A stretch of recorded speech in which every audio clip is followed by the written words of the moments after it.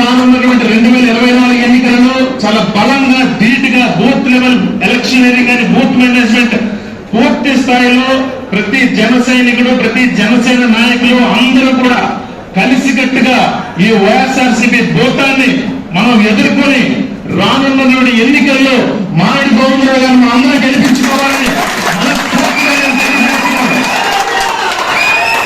ఇది పార్టీలు తీసుకున్నటువంటి నిర్ణయం.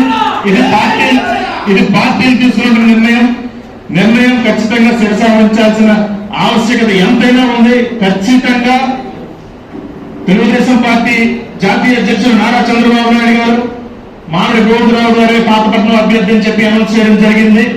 అదే రోజు మాకు కూడా పార్టీ ఆఫీస్ కు మాకు పిలిపించి కూర్చోబెట్టి అక్కడ ఉన్నటువంటి అభ్యర్థి గెలుపునకు నువ్వు కృషి చెయ్యాలి అని చెప్పి ఏదైతే అనౌన్స్మెంట్ రోజు జరిగిన రోజునే మాకు కూడా అక్కడ మంగళగిరి పార్టీ ఆఫీస్ లో ఇన్స్ట్రక్షన్స్ ఇచ్చారు. ఆ మాటకి పవన్ కళ్యాణ్ గారి మాటకి మేమందరం కట్టుబడి బానిసలాగా మేము పనిచేస్తాం. 5 మనస్తత్వాలు 5 రకాలుగా ఉంటాయి. అందరి సమానంగా ఉండవు. ఒక చేతుకున్న వేలు కూడా 5 రకాలుగా ఉంటాయి. అవి సమానంగా ఉండవు. సమానంగా ఉంటే మనం భోజనం చేయలేం. కాబట్టి మనస్పర్ధలు అనేవి అందరికీ ఉంటే ఆ మనస్పర్ధలన్నీ తొలగించుకొని మనకి ఏం కావాలో మన నాయకులకి వచ్చి చెప్తే మన ద్వారా మన కాబోయే ఎమ్మెల్యే గారికి అది మనం రిక్వెస్ట్ చేసుకొని మన కాకపోతే తెచ్చుకుందాం. చాలా సార్లు మేము అది చెప్పాం. నాకు అది కాదు, ప్రజల వద్ద పాలనే, ప్రజలతోటే మమేకం. ఎవరైతే మనకి ఎవరో సాయం చేస్తారో వాళ్ళతోటే మమేకం. నాకు పదవులతో నేను పదవి ఒకటి అలంకారంగా తీసుకుంటాను అనుకుంటున్నాను మీరు. నేను అవమానాలు పడ్డాను కాబట్టి చాలా విమర్శలు ఎదుర్కొన్నాను కాబట్టి బంతి గోడకి వెళ్ళకపోతే అందరూ ముందుకు వచ్చాను. కానీ నాకు పదవుల మీద మాత్రం ఏ విధమైన ఆశ నాకు లేదు. ఎందుకంటే నేను చాలా అవమానాలు పడ్డాను. విమర్శలు ఎక్కడికి వెళ్ళినా అవమానాలు, ఎక్కడికి వెళ్ళినా ఇబ్బందులు. ఈ రేట్లో ఎమ్మెల్యే క్యాండిడేట్, ఈ రేట్లో ఎమ్మెల్యే క్యాండిడేట్ అని మీకు విషయం చెప్తున్నా. మా నాన్న ఎమ్మెల్యే కాదు, మా తాత మినిస్టర్ కాదు. నేను జమీందారు కుటుంబం నుంచి రాలేదు. కష్టాలు, కన్నీళ్లు, బాధలు అనుభవించి వచ్చిన వ్యక్తులు నేను. ప్రజలు చెప్పండి, నాకు రూపాయి సాయం అవసరం లేదు, రూపాయి అలవన్స్ అవసరం లేదు.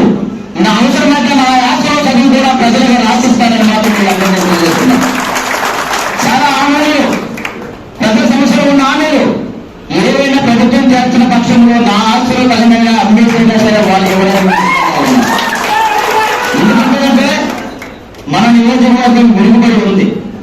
వసతులు లేవు, సరైన మౌలిక సదుపాయాలు లేవు, హాస్పిటల్ లేవు. ఎగ్జాంపుల్ చెప్పాలంటే పుత్తూరు డిగ్రీ కాలేజీ లేదరా, పుత్తూరుకు వచ్చిన హాస్పిటల్ పాలకుండా తీసుకెళ్ళిపోయారా. మరి ఇంకా అంతకన్నా దౌర్భాగ్యం ఏమని చెప్పండి. మనం సీట్ల కోసం దెబ్బలుకుంటే ఎమ్మెల్యేలు మన దెబ్బలుకుంటున్నా కానీ మన ప్రజల కోసం వచ్చిన కొన్ని నిధులు, మన ప్రజల కోసం వచ్చిన హాస్పిటల్స్, మన ప్రజల కోసం వచ్చిన కాలేజీలు వేరే నియోజకవర్గం పట్టుకెళ్ళిపోతున్నప్పుడు మనలో మార్పు రాదా? దయచేసి అందరూ ఆలోచించండి. ఇక్కడ మామిడి గోవింద అనే వ్యక్తి ఎమ్మెల్యే క్యాండిడేట్ కాదు. ఇక్కడ పాతపట్నం నియోజకవర్గం ప్రజలు గెలుపవ్వాలి. పాతపట్నం నియోజకవర్గం ఉమ్మడి నాయకులందరూ గెలుపవ్వాలి.